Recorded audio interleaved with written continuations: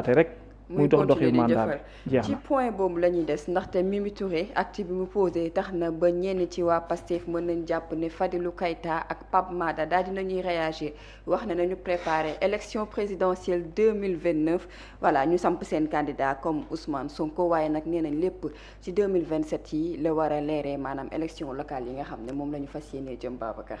waaw ni nga ko waxee noonu la demee mu di ñu baree bari sax dañ naan waa coow li wax ji moom ani Fadilou Keita fan la nekk ak yooyu mais moom ci li nga xamante ni moom la siiwal ci page Facebook am mooy la réponse politique aux actes posés par Mimi Touré doit être portée par nos sections communales en relation avec l'ensemble des responsables du parti militant et des l'élite dans l'élite coordination ministres directeurs généraux députés PCA maanaam dafa ne li mu jàpp ne moom la Mimi Touré teg du Mimi Touré de li mu jàpp ne moom la du Mimi Touré di Mimi la muy def en président moo ko sant. lii rek la mu bind rek. wéyalal ko li mu bind rek waaw li mu bind waaw on se limite à ses écrits. voilà moo li mu wax mooy voilà. xaaral ma On va expliquer li mu wax ba pare. après mu doog ñëw ci commentaire Voilà. mais li mu wax mooy que ne C'est bien. maanaam acte bi nga xam ne Mimi Touré teg na ko nee na tontu gi mu ngi war a nekk ci ñoom ñooñu nag daf cee bokk ñi nga xam ne ay militants lañ te ñu bokkee ci biir parti Pastef bi nekk ca kooku xaat yi te doon également ñoo xam ne am nañ ay ndombal tànk maanaam nañ remobiliser waat li nga xam moo di seen ay doyo pour faire face par rapport li nga xam ne moom la Mimi Touré teg nee na au nom et pour le compte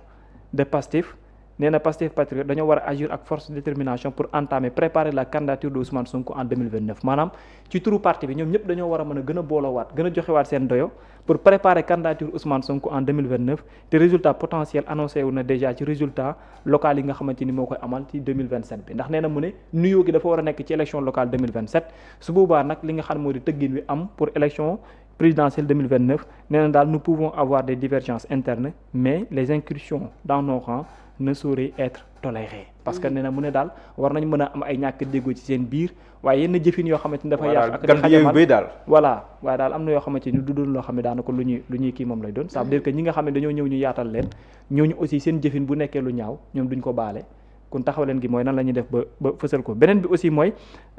Pape Mada également aussi nee na Ousmane Sonko sera candidat en 2029 loolu wax na ko déjà te jàpp naa ne loolu ci biir Pastef dekkatul la ñuy wax beneen bi tam mooy Khadija Mayekor tam nee na aux équilibristes qui m'appelle pour me dire de calculer voilà baat yi xam nga am na yoo xamante ni daanaka jaru ci yegg sax nee na lu neex Ousmane Sonko neex na ma te histoire politique ci biir réew mi kenn mënu koo bind sans pour autant que nga am Ousmane Sonko ci sa ay wet kon dafa gëm ne moom ñi nga xam ne ñu ngi koy woo naan ko defal lii wala waxal lii wala yeneen ak yéen ñooñu ay fumiste lañu te moom yooyu day doon loo xam daanaka du ci dox beneen bi ci tegu mooy mbirum réew mi moom jafe na lool ci wàllum politique ni réussir ko te doon ne Ousmane Sonko dafay nekk ci wet mu mel ni ne ñoom fu mu toll nii thème bi lañ gisaale lenn la mooy bataille politique bi taxaw na te fu mu toll nii nañ nekk gum ci bataille bi en attendant 2029 ñëw su ko defee ñu matal guerre bi ndax mooy que ne dafa mel daal alerte guñ leen def la pour nag moo tax ñu bare ci ñoom fësalu gum nañ candidature Ousmane Sonko en 2029 alors Mohamed ban lecture nga am par rapport ak poste bi nga xam ne Fadilou Keita daal dina koy posté de même que Pape Mada ñoom daal ñi ngi pare élection 2029 yi comme candidat Ousmane Sonko. dëgg de Fadilou Keita ku muus la. xam lu naan daax ginaar waxaale sa soxla. waaw loolu la Fadilou Keita def démb. maanaam wax na ak président te waxut ak moom. ndaxte acte yi soxna Aminata Touré nekk di posé moom wax dëgg yàlla daa am mandat. mandat bu ko jox. moom la nekk di exécuter nii mais quand même c'est intelligent de sa part parce que bu ñëwoon de pointer du doigt directement le président mën nañ ko jëlee comme benn défiance ak yu demee noonu mais ñëpp xam ne ne su waxee Mimi Touré mi nga xam ne nii président Bassirou Diomaye Faye moom moo ko yónni en réalité waxul ak Mimi Touré président de la République lay waxal mais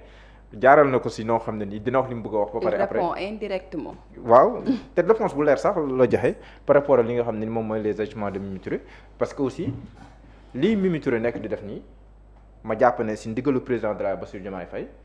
ça va à rebours des principes du Pastef ñoom dañoo waxoon seen communiqué ay principes ak valeurs non ñoom ils ne partagent ni les mêmes principes ni les mêmes valeurs que Mimi Touré mais loolu moom moo feeñ parce que nii Mimi Touré nekk di doxalee nii si mandat bi ko président Diomaye Faye jox parce que moo ko jox kayit bi ñoom ñu gisoo kenn weddeegul na kayit boobu si moom la bàyyee ko mais dafay wuteeg ni Pastef nekk di doxalee si wàllum politique wala li Pastef jaay askan wi si wàllum politique te Pastef bu demee si ay législative ànd ak ñeneen mais si listam moom kese ànd ak ay alliés yu mu jàpp ne alliés traditionnels leen ak yu demee ñu mu yàgg àndal mais am na lu signal bu mu wane mooy la clarification du jeu politique parce que nag jeu politique dafay leer di nga boo demee France li muy pëccxoo xam neen socialistes yi xam neen nationalistes yi xam neen les centristes xam neen maanaam le jeu dafay leer mais lii am ni ça ne clarifie pas le jeu politique xamoo kan mooy kan xamoo kan ni mu gëm xamoo kan fu mu bokk donc loolu dafay gën a lëndëmal la vision Pastef la vision politique de Pastef léegi quant à 2029 nag mais li mu wax loolu président Diomaye moo ko njëkk a junj xeex naa 10 ans pour mu nekk président moom en 10 jours xeex na pour mu nekk président te fi ma toog nii lépp lu may def c'est pour que moom mu wutuma président kay moo annoncé candidature moom wax na ko man jàkkaarloo nag El Malick Ndiaye wax ne mii moom di président Bassirou Diomaye Faye Abass Fall ñoom Fadilou ak ñoom ñëpp lenn mooy seen yitte mooy fal président Ousmane Sonko mu nekk président de la République du Sénégal Pape Mada Ndour ak ñooñ buñ ko waxee loolu dafay clarifier le jeu dañuy réitérer mais lii tax li fi indi coow loolu xam nga président Ousmane Sonko posé woon na question boobu noonu en juillet 2025 bi muy génnam ba naan lan moo fi indi waxi 2029 parce que waxi 2029 yàgg nañ ko di ko ruumandaat si seen voilà loolu foofu la waxoon ne lan moo fi indi waxi 2029 léegi ñiy jàpp nii ak président Bassirou Diomaye Faye acte bi mu posé ak ñii ne président Bassirou Diomaye Faye bi mu leen yóndee li ñuy teg naan dañuy élargir ay base de soutien au président de la République mais loolu c'est clair comme de l'eau de roche base de soutien boo ko yàkkalee ni dafa am lu muy jëriñ bu nekkoon ne dañ koy yàqalaat le Pastef dinañ ko mentionné mais ñoom président de la République la ñu wax donc ñooñu seen vision ñi toog président Bassirou Diomaye xaw ma ànd na si xaw ma àndu si mais seen vision moom mooy def ko seen candidat à 2029 donc comme débat boobu ñu ngi koy kii ak yooyu waa Pastef teel a jug ne ñun kat suñu candidat en 2029 c'est Ousmane Sonko te Ousmane Sonko Cheikh Ousmane Touré dafa wax dara ma jàpp ne loolu lu wér la kenn nu koo dindi le 8 bii nii aussi kaaru 2029 am le 8 bii tam la départ parce que nag acte bi bëri woon ay objectifs yoo xam si la ko si am mais kan moo mën a imaginer waat ñoom nag dinañ ko discuter en interne mais Ousmane Sonko même pour la clarification du jeu politique en 2029 moom mu nekk candidat pour démocratie Sénégal dafa baax président Diomaye bu ko neexee mu nekk candidat bu ko neexee mu nekk candidat mais président Ousmane Sonko dafa war a nekk candidat yeneen candidat potentiel yëpp ñi nga xam ne ni wax dëgg yàlla njort nañ si ñoom ne que am neen dayoo bi war nañ mën a bokk démocratie Sénégal may ñu bokk ñoo ñëpp war a bokk pour que en 2029 soxna Astou buñ si génnee dund situation bi ñu dund ñoom benn président boo xam ne nii du doon président moom da nga koo joxoñ bii circonstance la woon encore une fois président Diomaye am na mérite parce que déjà ñu tànn na say biir morom rek loolu def na la mérite mais je veux dire ñu den si 2029 si président boo xam ne daal mooy ñëw jàkkaarloo sénégalais xool ko ba mu doy leen ñu fal ko dina tax ñu dépasse situation bi ñuy dund nii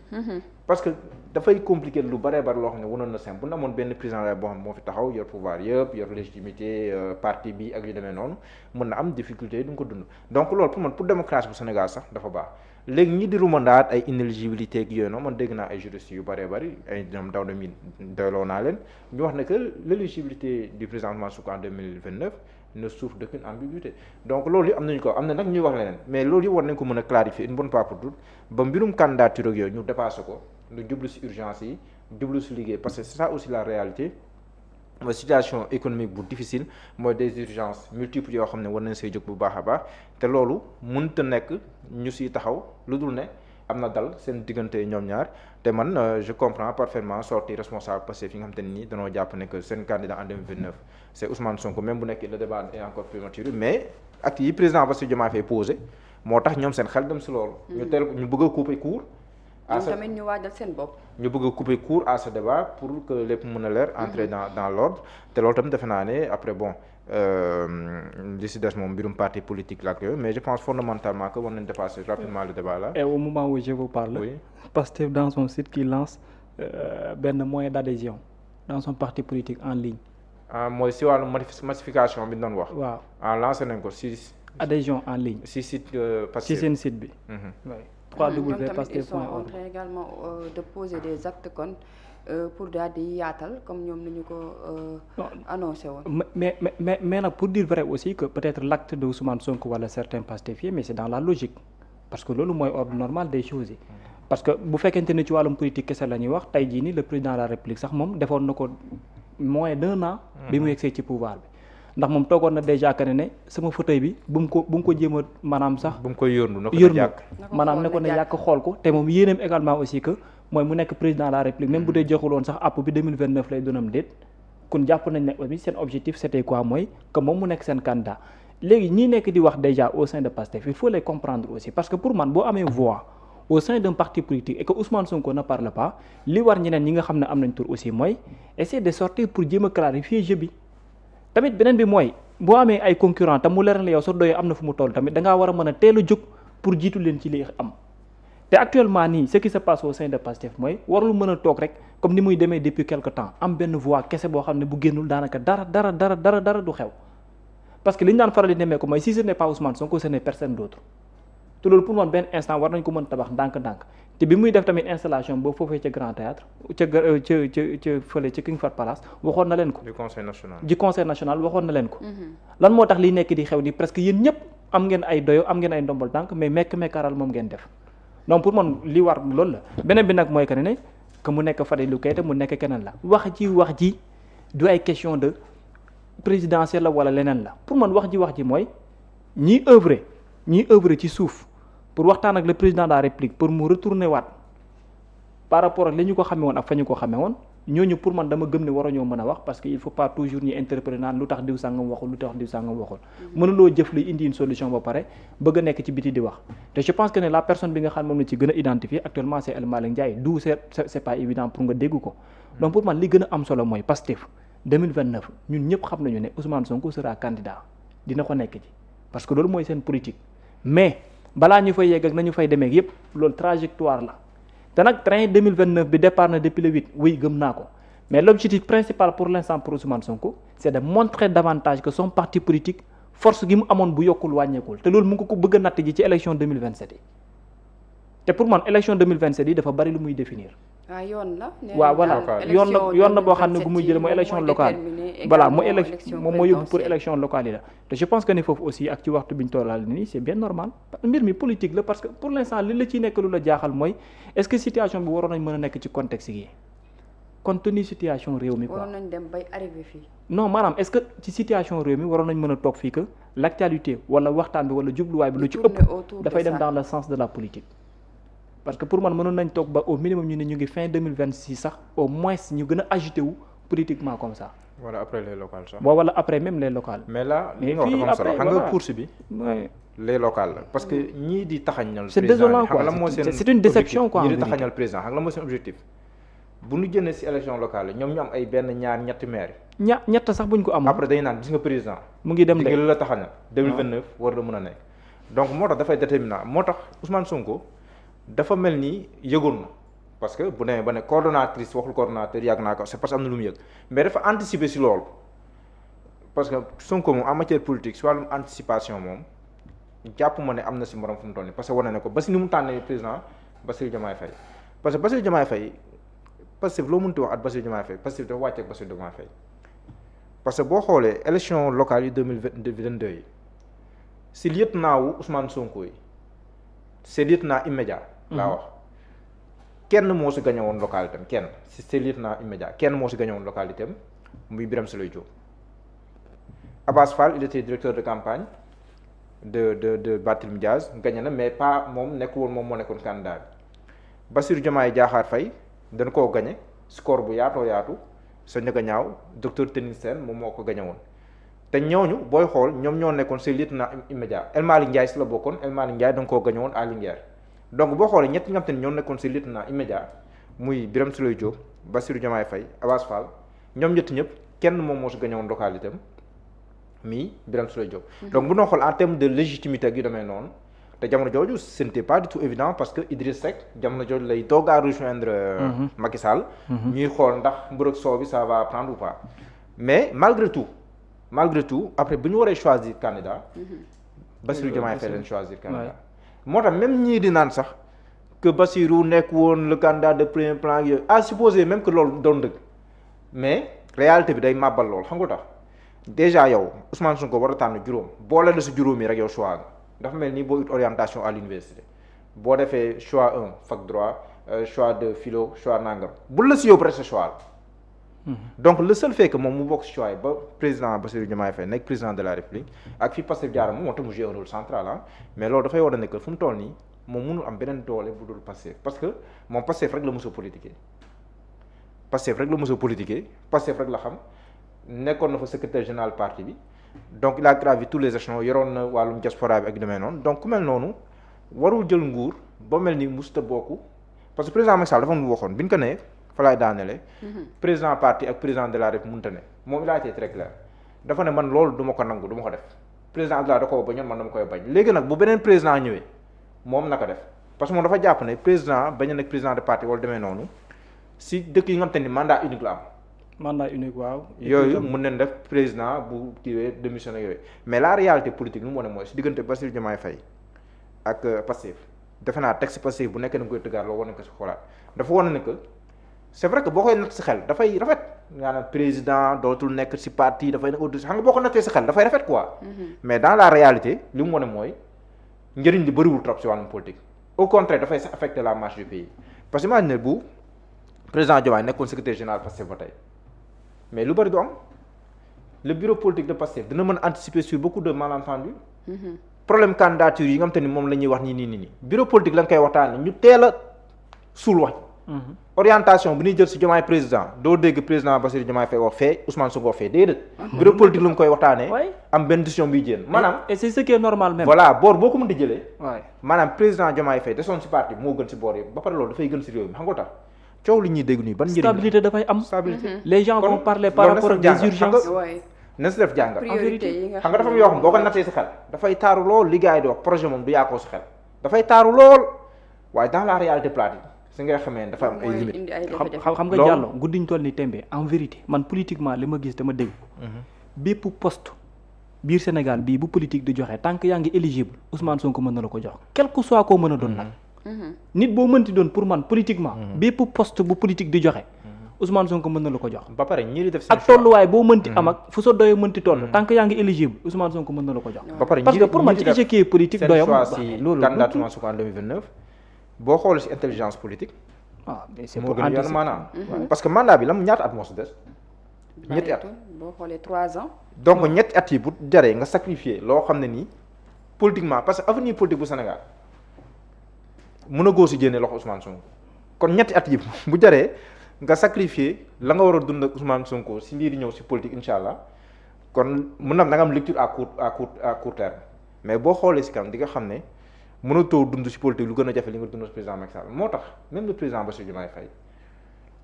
war a arrondir les angles avec le Pastef peut-être am na sax lu mu mere peut-être sax am na lu ko métti am na lu ko métti mais yooyu noonu ça se discute au sein du parti voilà mu wax ko gars yi waxtaan seeg moom ñu trouver ay solution comprendre nga parce que moom tamit def na 2 ans ñett at te at dafa gaaw. te mandat am bii nii ñii xaaruñu si ñoom lu bari parce que ce mandat là moom dès le départ ñii am seetlu yoo xam ne mandat bi am si réalisation extraordinaire mënta ne. non mandat bi li nga war a def rek moom mooy poser les jalons montrer des signaux par rapport à la rupture par rapport à la reddition des comptes la transparence le cadre macroéconomique nga assainir ko la dette ak yooyu maanaam daal nga teg brique yi nga xam ne ni mën na jox nit ci yaakaar yi naan kii de mi ngi sóor loo xam ne nii. peut-être bu ko yàqee fii ak ay at. voilà résultat mandat bi loolu rek nga si mën a def. mandat bi mën na see xaar ay réalisation extraordinaire parce que président Macky Sall 7 ans la moom te réalisation booy xool vers 2017 2018 ba 2019 ba 2019 ñu koy tooñ naan ko da nga inauguré lu pareegul. waaw président Macky Sall dafa toll ba 2019. da inauguré lu pareegul parce que soxla woon na avant kii te 7 ans la amoon yow juróomi at nga am situation bi nga fekk si réew mi mënoo def lu bari. mais rupture la ñuy xaar ay réformes ak ay réformes waaye mais rupture président Diomaye kan moo mun a wax fu mu toll nii sentir na si nii président Diomaye yore réew mi rupture. man yàgg naa ko je ne sens les ce n'est ni du Macky assumé oui. ni du Pastef affirmé. beneen bi tamit mooy que ne nag donc président Diomaye pour mu nekk avertissement ci moom. dafa reposer sa marque. pour mu nekk avertissement ci moom. moom il avait déjà appris par rapport à la coalition te moom yàgg na yuuxu di wax de 2022. te moom teel naa avertir. waaye moom saa yi su gisul lu mu xam day génn wax moom ëllëg sax mën naa am lay. non mais kon président moo war a xam ni muy taxawee. moom campagne nañ ko ba pare de pour 2029. bu fekkee lii mooy continuer laa wax de. defal nañ ko campagne déjà mais beneen bi tamit nag mooy il faut que mu jàngee ci ne bu yeboo mu renoncer ci teel comme ni président waroon renoncer woo ci quitter parti président de parti parce que je suis président de la République si jamais moom mu def ko en 2029 aussi. même conséquence ndax déet bu feyee ba mu dellu ci ginnaaw de xam ne kat nag ce que je pensais par rapport ak politique ak la réalité politique ça dit autre chose. Très bien parce que lii wane wu nii tamit mooy que ne au sein de Pastef il y a qu'une personne qui est capable de contrôler les choses. amatuma ndombal tànk gérer duma Pastef mais damay gérer ay parti non beneen bi mooy que ne président benn ndombal tànk la am mais ñaari angle la ko war a doxee parce que benn bi mooy président de la République parce que moom moo ne man kese maa taxawoon waat boobu da ko war a assumer pleinement avec le soutien de son parti politique mais le rôle également d'un partisan de Pastef aussi da ko war a assumer pleinement parce que quelle qu'en soit fonction bu mu am tamit parce que lu ci bëree bëri Pastef moo ko def kon pour man ñaari rôle yi moom la war a ma assumer dans son ensemble nekk président de la République pleinement oui ba matee ñi xam ne matee na ko avec le soutien de son parti politique mais aussi taxawaayu militant am tamit dans la base mu nekk tam loo xam ne da koy assumer doxee ko ni mu matee. mais on parlait de li nga xam ne moo di solution waxtaan pour dajalewaat li nga xam ne moo di duo bi mais est-ce que jàpp nga ni même bu fekkee waxtaan am na est-ce que confiance dina amati ci bile diggante. waaw man de waxtaan moo amoon naa si ay nouvelles yu rassurantes après boobu ma jékki-jékki daal déggatuma si dara flash si toll fu mu toll nii léegi nag relation humaine moom relation humaine la rek. ku si nekk yaa xam fa nga tegoon sa morom ak li nga xam ne moom mooy le fond de le problème parce que ñun nag li ñu wax nii lii feeñ rek la mën a wax. maanaam le président du parti Pastef wax na le président Bassirou Diomaye Faye weddi na ko si jëf loolu daal lañ mën a analyser mais le fond de le problème amaana ñoom ñaar ñoo ko xam léegi nag ampleur bi mu am seen diggante ñoom ñaar et la profondeur de la mésentente. peut-être après moom mooy déterminer leur avenir mais quand même ñaar ñun doon wax ne moom wax dëgg yàlla mën na ñëw lijjanti seen bopp dañuy xuloo di àndaata yooyu bu ndemee ba day sutural ay médiation rek ñu naan la ay la médiation est en bonne voie ak yu demee noonu loolu rek ça veut dire que am na lu bëree bëri yoo xam ne ni rus na léegi nag ndax dinañ ko mën a dépasser am un sursaut boo xam ne dinañ mën a dépasser situation là c'est tout le malheur qu'on leur souhaite sinon bu nekkul loolu tamit ça va avoir des conséquences multiples politiques économiques sociales et même sanitaire parce que am ñoo feebar nañ si. donc si yu bëree bëri donc loolu moom on ne le souhaite pas. alors on enchaîne directement avec El Hadj Ndiaye le patron.